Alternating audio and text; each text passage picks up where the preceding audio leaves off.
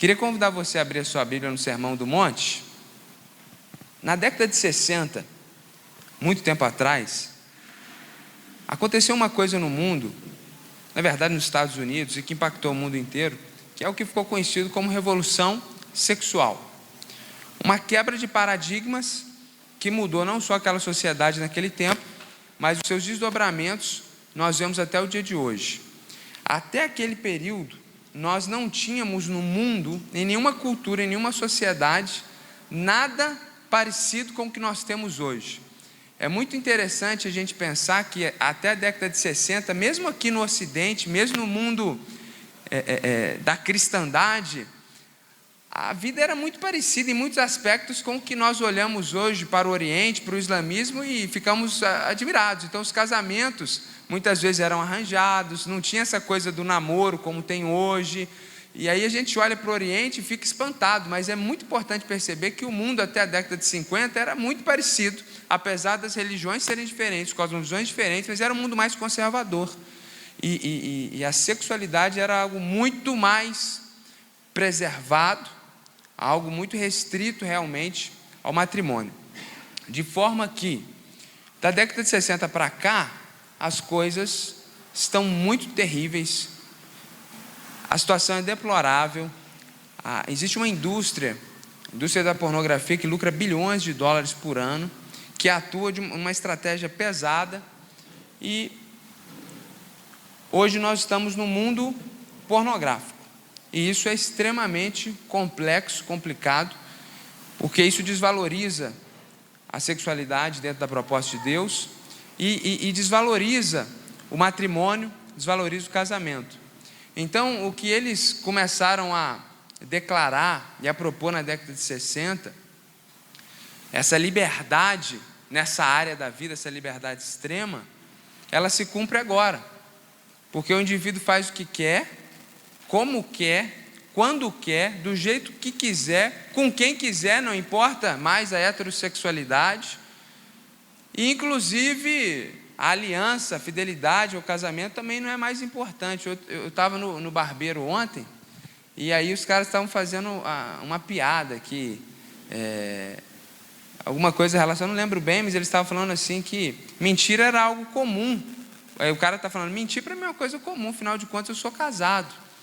Então, essa é a perspectiva. Claro, ali foi um contexto de homens, né, de barbearia, mas isso também é a realidade no universo feminino. Infelizmente, o casamento hoje não era como antigamente. A aliança, a fidelidade, não existe mais na maior parte da nossa sociedade.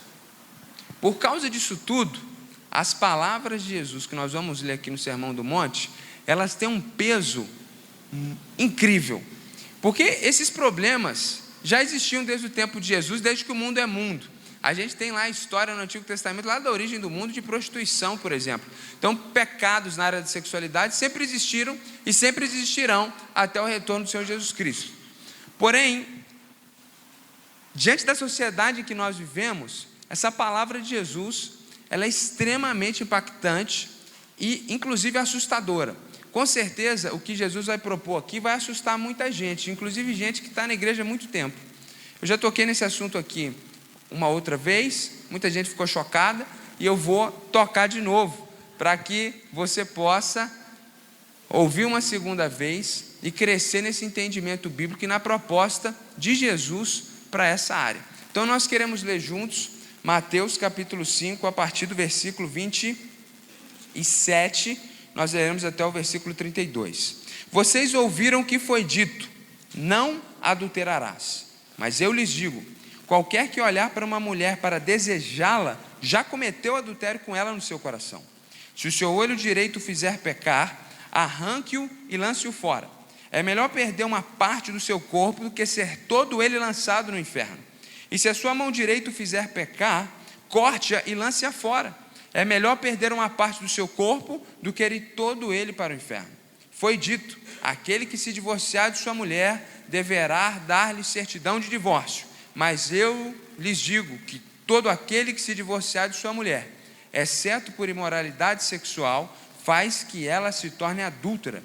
E quem se casar com a mulher divorciada estará cometendo adultério. Jesus, Em determinado momento do seu ministério, na verdade no início, ele sobe numa montanha, fora da cidade murada de Jerusalém, se assenta, seus discípulos, não só os 12, mas o grande número de discípulos que estavam seguindo, então se colocam numa posição de ouvir, porque era muito comum naquela cultura, quando o mestre se assentava, era sinal que o ensinamento estava por vir, e ele profere o mais longo sermão de Jesus registrado na Escritura, que é justamente conhecido como o Sermão do Monte, o Sermão da Montanha. E nessa pregação de Jesus, ele vai tocar em vários pontos. É um sermão muito prático, é um sermão que confronta aquela sociedade, é um sermão que ainda hoje nos confronta pessoalmente enquanto civilização. E Jesus vai tocando em pontos muito práticos e ele toca no assunto de sexualidade. Ele vai falar justamente sobre esse assunto. E se nós pudéssemos resumir aqui o que Jesus está dizendo nesses 6 versículos que nós lemos, eu resumiria da seguinte forma: os discípulos de Jesus são chamados para uma vida de pureza sexual e fidelidade conjugal. Essa é a grande ideia dessa parte da Escritura, essa é a grande verdade teológica que eu quero que você grave no seu coração nessa manhã, que você saia daqui refletindo sobre isso. Nós, os discípulos de Jesus, somos chamados para uma vida de pureza sexual e de fidelidade conjugal. Então nós vamos analisar essa verdade em duas partes. Primeiro, vamos falar sobre a questão da pureza sexual. Jesus começa no versículo 27 dizendo o seguinte: vocês ouviram o que foi dito, não adulterarás.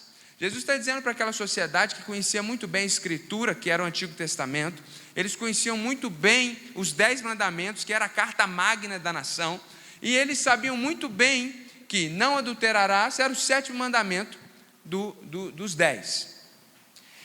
E Jesus está dizendo: olha, vocês ouviram, não adulterarás. Eu, porém, vos digo. Jesus aqui não vai mudar o mandamento, Jesus aqui não vai dizer uma coisa diferente. O que Jesus vai fazer é auxiliar eles a compreenderem verdadeiramente o sentido do não adulterarás. Porque como que os judeus do tempo de Jesus entendiam esse mandamento? E é muito provável que muitos ainda assim o entendam na nossa sociedade, que uma vez que você está casado, você não pode ter um relacionamento extraconjugal, porque isso é adultério. Então o que aqueles homens faziam? Eles tinham uma série de artimanhas e de artifícios para que pudessem dar vazão à sua imoralidade sexual. O que eles faziam? Eles não podiam cometer adultério, porque a Bíblia diz: não adulterarás. Então eles se divorciavam por qualquer motivo e arrumavam uma outra mulher. E aí eles cansavam dessa, eles se separavam de novo e arrumavam uma outra. Então era um adultério legitimado por aquela civilização, de uma forma legalista. Por que de uma forma legalista? Porque aos olhos da lei, não estou adulterando, mas o cara tinha 7, 8 mulheres ao longo da sua caminhada, muitas vezes. Mas eu não estou adulterando. Nos dias de hoje, muitas pessoas não cometem adultério, efetivamente, mas muitas vezes têm relacionamentos no seu local de trabalho, no seu local de estudo, que é inadequado para uma pessoa que está aliançada com outra pessoa, que tem um casamento, que tem um matrimônio. Muitas vezes através da internet, de vídeos, da pornografia explícita e da pornografia branca, daqui a pouco vou trabalhar esse conceito, nós estamos cometendo adultério. Mas eu não adulterei, eu não cometi nada. Então é isso que Jesus está criticando. Ele fala: olha, gente, Jesus está ensinando para eles, não adianta vocês falarem: não, nunca cometi adultério, se o seu coração está cheio de lascívia, está cheio de maldade, está cheio de desejo. Então Jesus está dizendo, se você olhar para uma pessoa, e aqui Jesus está falando sobre, ele está falando na perspectiva de homem falando para homens numa cultura machista. Então ele fala, se você olhar para uma mulher, mas isso se aplica para o outro lado também. Então quer dizer, se você olha para uma pessoa e você detém os seus olhos sobre aquela pessoa de uma forma que você vai dar vazão à sua imaginação, à cobiça, ao desejo, você já cometeu adultério no seu coração, da mesma forma se você tivesse cometido o ato. E Jesus então está mostrando para a gente que a lei não é aqui, é muito mais embaixo. Então não é simplesmente não adulterarás, é ter um coração puro. Por isso que eu disse para vocês que o discípulo de Jesus, nós somos chamados para uma vida de pureza sexual. Porque não é simplesmente ser fiel à minha esposa, mas é viver uma vida de pureza diante de Deus. E aí, irmãos, naturalmente, a gente não precisa nem perder tempo aqui em falar contra a pornografia. Todo mundo sabe que isso é pecado, e se você precisava de uma base bíblica, está aqui a base bíblica para isso. Mas eu gostaria de chamar a atenção dos irmãos de um grande desafio que a gente tem hoje, que é a pornografia branca. Ou seja, é muito difícil hoje você assistir qualquer filme que não tenha atos explícitos. E é interessante que às vezes o filme não tem nada a ver.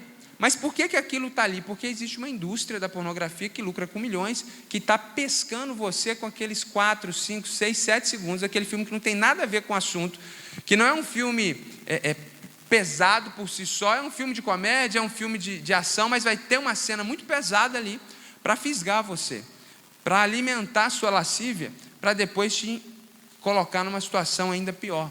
Então nós precisamos tomar muito cuidado com essa pornografia branca. Outro dia eu estava na casa de uma pessoa, a televisão estava ligada na novela das 8, eu estava com a minha família e eu não sabia se eu pedia a pessoa para desligar, para mudar o canal. Eu peguei a minha filha, tentei tirar, porque o que estava passando ali era extremamente explícito. E a gente tem que tomar muito cuidado com isso. Então, às vezes a gente tem que fazer como criancinha mesmo. Ou você fecha o olhinho, ou se você está assistindo algo lá na Netflix, alguma coisa, um streaming, você pula aquela parte. Você já deixa ali preparado e pula. Não põe os seus olhos nisso.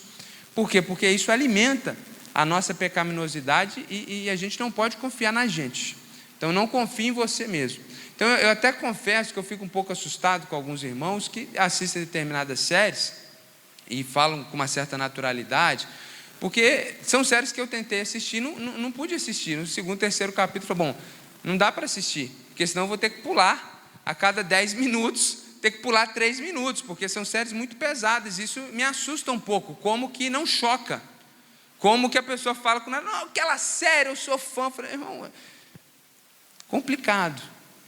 Então, irmãos, diante desse texto, Jesus está chamando a gente para um nível de pureza que a gente não encontra no mundo. Então, por isso que a gente não faz piadinha imoral, por isso que a gente, quando os caras fizeram a piadinha lá da mentira, no salão, que eu sou casado, então falo muita mentira, eu fiquei com essa cara de sério, como se ninguém tivesse falado nada.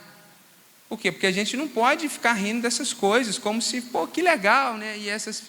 Eu lembro uma vez ali na faculdade, que eu sentei para almoçar e chegaram 2 jovens, podemos sentar aí também e tal, e os caras começaram a falar assim, era tanta loucura assim, a coisa era tão ruim, era tão feia, tão suja, que eu falei, gente, olha só, estava aqui tentando comer, vocês pediram para sentar, vocês fiquem à vontade, pode permanecer, mas se vocês quiserem continuar, tudo bem, eu vou me retirar.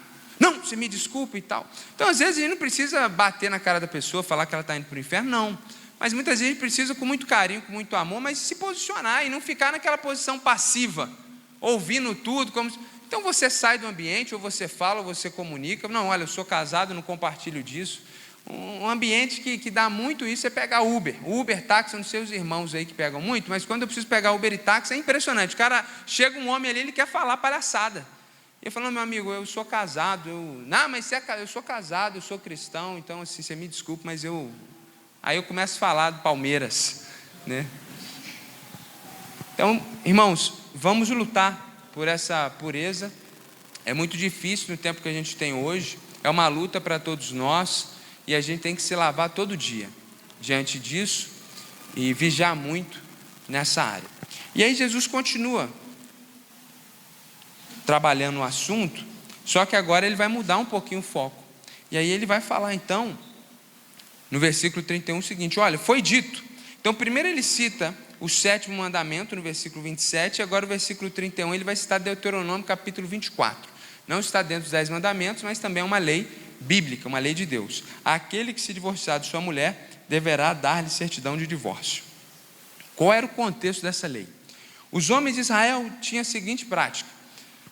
No tempo de Moisés, não no tempo de Jesus, essa lei foi instituída por Deus através de Moisés justamente para combater um problema que tinha na sociedade de Moisés, que era o seguinte: o homem se casava, ele se cansava daquela mulher, ele mandava ela embora, pegava uma outra esposa e cansava, mandava aquela embora e mandava a primeira voltar para casa. Então a mulher ficava totalmente à mercê como objeto da sociedade machista daquele período.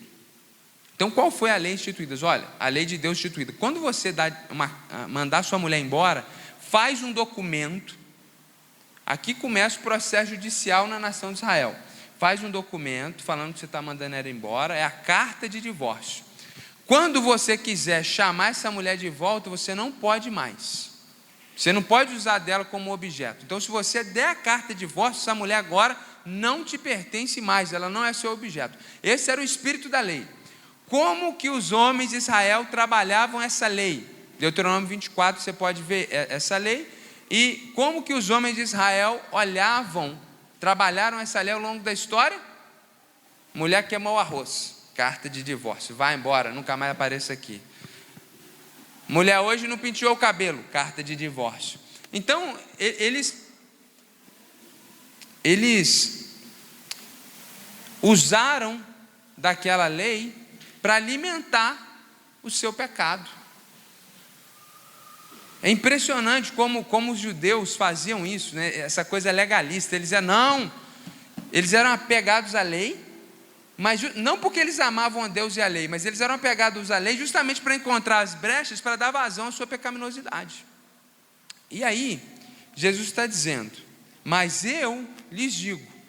Aí Jesus deixa eu mostrar para você, deixa eu aprofundar um pouquinho essa lei, que todo aquele que se divorciar de sua mulher, exceto por imoralidade sexual, faz que ela se torne adúltera, e quem se casar com mulher divorciada estará cometendo adultério. Então, deixa a gente ler mais uma vez esse texto para você entender bem o que Jesus está dizendo.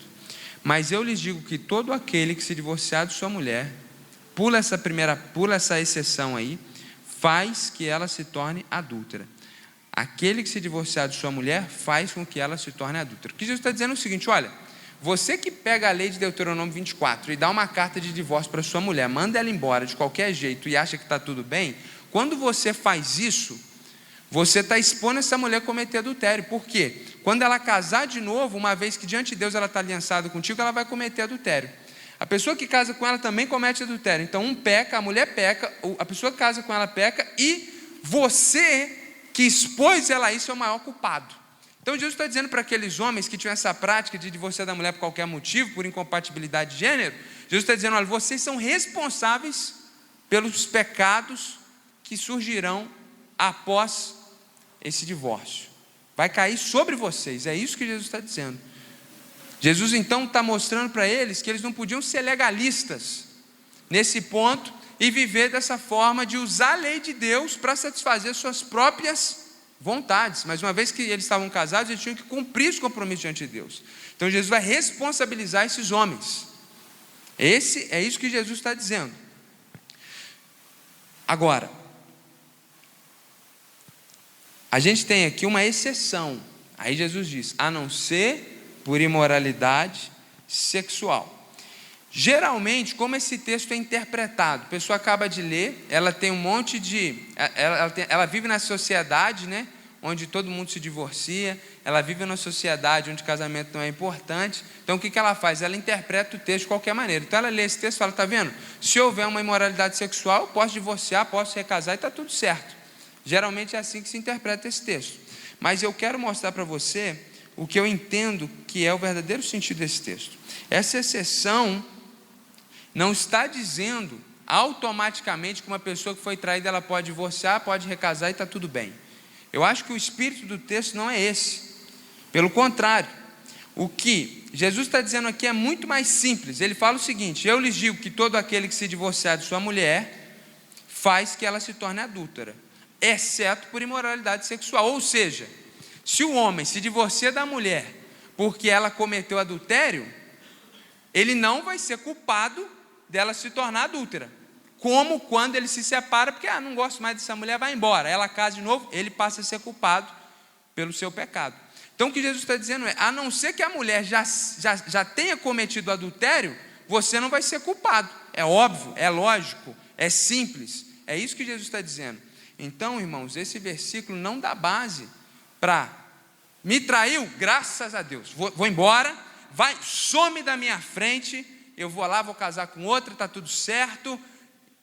O texto não está falando isso. Os irmãos podem até procurar na Bíblia outros versículos para apoiar esse posicionamento, que uma vez traído ou traída, você tem legitimidade para divórcio e casamento, mas eu não creio que esse texto está nos ensinando isso. Pelo contrário, o espírito do texto, por isso que o texto, irmãos, a Bíblia não pode ser pregada, exposta. Hoje a gente escreveu no boletim sobre a exposição bíblica. Não é simplesmente eu pegar o versículo fora do contexto. Qual que é o contexto aqui? Jesus está justamente combatendo essa leviandade contra o divórcio, contra o recasamento. Então, esse texto aqui, principal objetivo dele é nos mostrar que quando você se separa, você pede divórcio por qualquer motivo, por incompatibilidade, o que sucede depois disso é adultério e você é responsável por isso. E aqui Jesus está tratando do homem, né, como homem que faz isso, mas isso se aplica dos dois lados. Então, o que a gente pode aprender desse versículo? Primeiro, parece aqui nesse versículo que há o fato de você querer se separar porque a pessoa é chata, porque a pessoa gasta muito, porque a pessoa ficou feia, quando casou era tão bonita, agora está careca. Bom, parece que isso não é um motivo bíblico. Parece que quando você quer separar da pessoa, manda ela embora por qualquer motivo, quando ela casar de novo, esse outro casamento a Bíblia chama de adultério, e você é responsável por isso. Bom, eu queria ler com você 1 Coríntios 7, versículo 10 e 11, que nos ajuda a compreender essa questão. Aos casados dou este mandamento, não eu, mas o Senhor, que a esposa não se separe do seu marido. Da mesma forma que lá em Mateus, Jesus está falando do homem, mas se aplica à mulher, aqui também Paulo está falando da mulher, mas se aplica também ao marido. Mas se o fizer, se houver a separação, se houver o divórcio, que permaneça sem se casar, ou então reconcilie-se com o seu marido. E o marido não se divorcie de sua mulher. Aí ele vai, quer dizer, o contrário também é verdadeiro, tanto para o homem como a mulher, da mulher para o homem. Então, se houver uma questão de divórcio, que permaneça sem se casar ou que se reconcilie com o seu marido. É muito claro na Escritura esse aspecto. Então parece que os motivos que destroem um casamento na perspectiva humana, que dá legitimidade para você casar judicialmente, numa perspectiva de Deus, parece que a questão é um pouco mais séria. Outro ponto que nós aprendemos aqui com o texto de Mateus é que, como eu já disse aqui, muitas vezes, onde não houve adultério, onde não houve traição, quando você manda a pessoa embora, quando você não quer mais, você está contribuindo para o pecado alheio e você tem parcela nesse pecado. Uma terceira consideração aqui dentro disso, à luz desse texto de Mateus, parece que o novo casamento aqui em Mateus não é uma opção, pelo menos aqui em Mateus, não é muito claro, não aparece essa coisa aqui, não, você, a pessoa foi embora, então te mandou embora, você casa de novo, porque a pessoa foi embora. O texto está dizendo aqui, bom, está falando o quê? Olha, se você mandar a pessoa embora e ela casar de novo, ela comete adultério e você é responsável por isso, de forma que, olhando para o outro lado, da pessoa que foi colocada para fora, eu sou a vítima, coitadinha de mim, eu vou. A Bíblia chama isso de adultério. Então, é realmente algo muito sério a perspectiva de Jesus. Agora, uma pergunta que surge naturalmente: pastor, mas eu sou recasado, né? Como que a gente lida com isso? Então, é muito simples, né? Os irmãos que são recasados, normalmente nesse momento ficam, mas e agora e eu? É muito simples. 1 João capítulo 1, versículo 9 diz o seguinte: se confessar os nossos pecados, Ele é fiel e justo para perdoar os nossos pecados e nos purificar de toda injustiça. Então, seja o adultério, a mentira, o assassinato, ou olhei e cobicei, tudo é pecado. E só tem um caminho. O caminho, você pecou, seja qual for o pecado. Se nós confessarmos nossos pecados, Ele é fiel e justo para nos perdoar. Se você está no seu terceiro casamento e foi por motivos levianos, e você olha esse texto e você sente, poxa, eu não tinha esse entendimento bíblico. O que você faz? Você pede perdão para Jesus, está tudo certo. Deus te amava antes, continua te amando agora, não vai te amar mais, não vai te amar menos. Deus te ama perfeitamente, e não importa o pecado que a gente tenha cometido na vida, Ele é poderoso para nos perdoar. Então é importante, uma vez entendendo isso, se existe alguma crise nesse aspecto, o caminho é você simplesmente pedir perdão para Jesus. Aí a questão é: então eu tenho que me divorciar, eu tenho que me separar dessa pessoa que eu estou recasado? Não. Por que não? Não há nenhum indício bíblico que alguém que tenha recasado deva deixar o seu esposo ou a sua esposa. Não há nada disso na Escritura. E aí há uma coisa muito importante também, que é algo bastante dialético, paradoxal na Escritura, mas é bíblico. Quando a pessoa que já foi casada, ela casa de novo, naquele ato existe ali adultério. Porém, quando há o casamento, isso é de fato casamento legítimo diante da sociedade e diante de Deus. Então, a Bíblia reconhece o casamento, ainda que a origem não seja a mais correta. Exemplo disso, Jesus é a mulher do poço, mulher samaritana. Jesus fala para ela: você já teve 5 maridos, e esse que você está se relacionando agora, nem marido é. Então aí, Jesus reconhece que ela já teve 5, então a mulher que vem de provavelmente processo de divórcio, teve 5 casamentos, 5 divórcios, estava se relacionando com um homem sem casar. Então, é muito claro que, apesar da Bíblia apontar para um pecado que ocorre quando você sai do seu primeiro relacionamento e tem um relacionamento conjugal com a segunda pessoa, o casamento é sempre casamento, o casamento é sempre legítimo, o casamento é sempre casamento, e você pensar em largar essa pessoa por causa de um erro cometido no passado, você está tentando consertar o problema cometendo um outro erro. Então, de forma que a gente quer ter muita liberdade para tratar desse assunto na igreja, porque nós precisamos ensinar os nossos jovens, nossos adolescentes, que casamento não é o que o mundo propõe para eles. Eles precisam entender que casamento é para a vida toda. E eles não entendem isso, irmãos, e não vão cumprir isso simplesmente porque a gente faz um curso. Não, você tem que ser casados para sempre, porque a gente faz encontro de casal. Ninguém vai ficar num casamento porque fez encontro de casal, porque ele fez o curso Casados para Sempre. A pessoa crente só fica casada porque ela entende biblicamente que essa não é uma opção para ele, embora arrumar outra. Não é uma opção biblicamente. Então a gente precisa mostrar a Escritura sem nenhum tipo de constrangimento.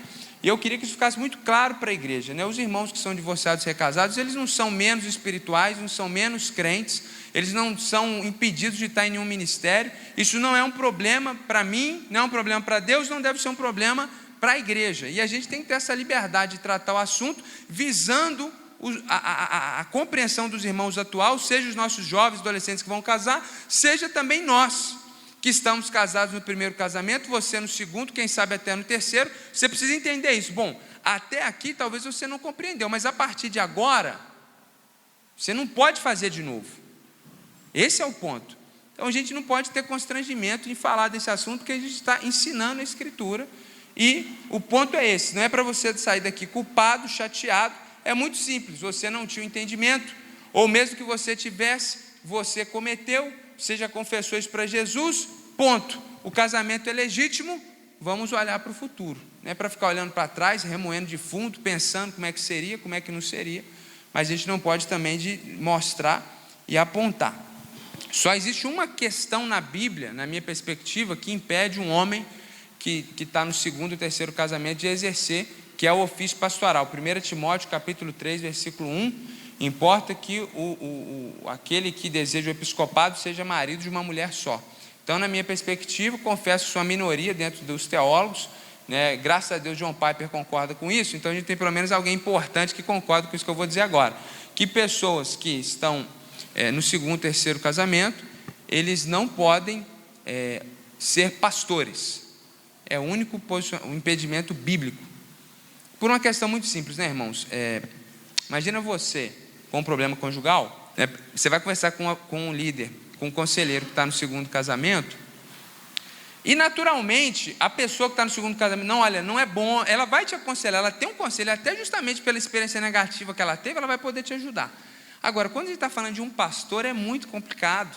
Porque você imagina, vai se aconselhar com um pastor que está na segunda, está na terceira esposa, e você vai falar aquele problema. Como é que o cara vai falar: irmão, paga o preço, vai para o joelho orar, Deus vai fazer um milagre?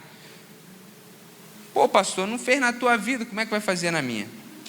E ontem, na posse do pastor da Igreja Batista da Vitória, o preletor pregou o texto 1 Pedro capítulo 5, que é muito forte, porque ele fala assim, que os presbíteros são chamados para ser exemplo para o rebanho. Primeiro chamado de um pastor não é pregar, não é cuidar de gente, não é liderar. O primeiro chamado é ser exemplo. Por isso que a gente tem a lista de 1 Timóteo 3. Ou seja, existe um nível mínimo de santidade que todo pastor precisa ter. Então, o único impedimento, à luz da Escritura, seria assumir um ministério pastoral. No mais, não há constrangimento, não há questões. E aí uma última dúvida que permanece. Bom, pastor, então você está dizendo que a gente nunca pode se divorciar de maneira nenhuma? Não é isso que eu estou dizendo. O que eu entendo é que o recasamento não é uma possibilidade bíblica, mas o divórcio muitas vezes ele é até necessário. 1 Coríntios 7, nós já lemos, eu vou ler de novo, vou trazer um outro enfoque para você entender isso bem. 1 Coríntios 7, versículo 10. Aos casados, esse mandamento: não se separe do marido, mas se o fizer, por que pode muitas vezes ocorrer? Porque o outro foi embora. Então você tem que divorciar, a pessoa sumiu da vida, divorcia, pô. A pessoa está te traindo sistematicamente, legitimamente, chega em casa e quer ter relacionamento, pode trazer uma doença, se divorcia. A pessoa te espanca, a pessoa bate em você. Então, em alguns casos, irmãos, é necessário o divórcio. E aqui que a Escritura fala: mas se o fizer, que permaneça sem casar. Geralmente as pessoas que estão dentro da igreja que se divorciaram, geralmente elas foram vítimas, porque os culpados eles não permanecem. Geralmente as pessoas são vítimas. Então, a gente tem que entender isso com muita tranquilidade, com muita calma, entender que muitas vezes ele é realmente necessário, mas há aí uma consideração a respeito do que fazer com o futuro. E por fim, irmãos, 1 Coríntios capítulo 7, versículo 20. Cada um deve permanecer na condição que foi chamado por Deus. O contexto desse versículo é justamente 1 Coríntios 7, que está falando sobre esse assunto, divórcio, recasamento, etc. É o capítulo mais substancial dentro dessa temática de toda a Escritura, e o que ele está falando é justamente isso: cada um permaneça na condição que foi chamado por Deus. Ou seja, não importa qual é a sua situação hoje, não é para você sair daqui culpado. Hoje você está tendo um esclarecimento, Deus não leva em conta o tempo da ignorância. Então, ainda que você esteja no seu 5º casamento, não tem problema, contanto que, a partir de agora, você entenda que se você se divorciar, Jesus está te chamando para servir a Ele tão somente. Então, é a partir de agora, cada um permaneça no que foi chamado. Então, agora você está tendo um entendimento, esclarecimento. Porque, diante disso, a questão é: pô, pastor, mas é muito pesado. Se acontecer alguma coisa, eu ter que ficar sozinho, não poder recasar, é muito pesado. É muito pesado mesmo. Agora a pergunta é: não é pesado para esse irmão, irmã da igreja que não conseguiu casar e está solteiro? Não é pesado para ele, não? É só pesado para você? Entende? A gente é muito 2 pesos, 2 medidas, porque muitos irmãos, gente, não vão casar. A matemática não bate. Tem mais mulher no mundo do que homem. Muitas pessoas vão morrer solteiras. Aí por causa disso elas podem viver na prostituição? Se a gente tiver um jovem que está se prostituindo aí, não por dinheiro, mas eu digo na prática do pecado, se deitando com... o que a gente faz? A gente disciplina, é errado, de vez em quando a gente quer até jogar uma pedra. Mas o outro que foi casado e divorciado, não, ele pode separar 2, 3 e pode. Então assim, é pesado, e é pesado também para o irmão que é solteiro. Agora, o que Jesus diz em Mateus capítulo 11, versículo 29 e 30? Tomem sobre vocês o meu jugo e aprendem de mim, pois sou manso e humilde de coração. O jugo é aquilo que eles colocavam lá sobre 2 bois, aquele pedaço de pau pesado, para os bois irem andando, lavrando a terra. E aí Jesus estava usando essa metáfora porque tinha boi brabo que começava, não quero, e se machucava. Jesus era manso, igual aquele boi. Pode pôr o jugo, não tem problema nenhum. É isso que Jesus está falando. Eu sou manso, eu sou humilde de coração. Então vocês encontrarão descanso para suas almas. Onde? Imitando Jesus, sendo manso e humilde de coração. É pesado, mas eu dou meu lombo, eu ponho o jugo ali e eu caminho. Aí o jugo de Jesus é suave e o meu fardo é leve. Por quê? Não é porque Jesus vai deixar você fazer qualquer coisa que você quiser, mas é porque quando a gente está em Cristo, a glória de Deus na nossa vida é tão maior do que qualquer coisa. A gente aprende a ter a alegria que há em Cristo Jesus no Espírito Santo, que a gente pode enfrentar e passar por toda e qualquer situação, né? Quantos irmãos, a gente tem aquele testemunho bonito, né, do Chico Malaquias. Foi um pastor, caiu uma carreta nas costas dele, e hoje ele anda, hoje ele foi curado. Mas por muito tempo aquele casal não podia ter relacionamento sexual. Então a mulher vai abandonar ele. Então, no fundo, irmãos, há muitas pessoas que por motivo de enfermidade, por motivo de divórcio, por motivo de, solteiro não encontrou ninguém. Essas pessoas vão ter que se privar da prática da sexualidade. Isso não mata ninguém, isso não manda, não faz de você uma pessoa menor, inferior, porque cada um, no final das contas, vai ter a sua cruz. Cada um de nós vai ter. Tem um que tem um casamento perfeito, maravilhoso, nessa área está tudo bem, só que aí tem que cuidar de uma pessoa da família que é enferma, que é doente, que é um peso. Aí tem um outro que tem problema financeiro, tem um outro que tem uma enfermidade. Todos nós vamos ter que carregar algum peso. Todos nós vamos ter uma cruz, e Deus usa o sofrimento para nos aperfeiçoar. E a forma da gente enfrentar isso é estando em comunhão com Deus, para que o fardo fique leve e suave. Portanto, não sejamos levianos em aliviar para o nosso lado e esperar que todo mundo mais carregue o seu peso. Então, os adolescentes aí que estão me ouvindo, os jovens, os solteiros, o assunto é tão sério que quando Jesus falou isso lá em Mateus capítulo 19, sabe o que os discípulos falaram? Se é assim, Jesus, é melhor não casar. Pode ler Mateus 19. Eles entenderam isso que a gente está entendendo aqui, é melhor não casar. E Jesus falou, é verdade. Agora, tem uns que conseguem caminhar dessa forma, outros não conseguem, porque o fato é isso, porque é muito sério, não é brincadeira. Então, muito cuidado, você que está solteiro, com a sua escolha, com as suas decisões, ora bastante, ora mais, jejua, se aconselha, escuta os seus pais, toma muito cuidado, porque isso é uma coisa muito séria diante do Senhor, tá? Muito séria. Vamos orar. Jesus, muito obrigado, porque a Tua palavra nos instrui nessa manhã, Tua palavra nos confronta. Para nós que somos casados, nós não queremos simplesmente não adulterar, nós queremos ter uma pureza na nossa alma, uma pureza no nosso espírito. E igualmente aqueles que são solteiros, Senhor, que têm passado tentações, que estão sendo tentados, e todos nós somos tentados nesse mundo tão pornográfico, mas no Espírito Santo nós podemos vencer esse pecado, Senhor. Então ajude que nós sejamos uma igreja pura, uma igreja santa nessa área, e que dentro dos nossos casamentos, Senhor Deus, nós possamos ter fidelidade conjugal, que não é simplesmente não cometer adultério, mas de fato ser fiel ao nosso cônjuge, como a Tua palavra, Senhor Deus, deseja. Nós somos discípulos do Senhor, nós queremos viver essa pureza e essa fidelidade ao nosso cônjuge, porque essa é a vontade do Senhor. E nós queremos, Senhor Jesus, te obedecer em todas as áreas de nossa vida.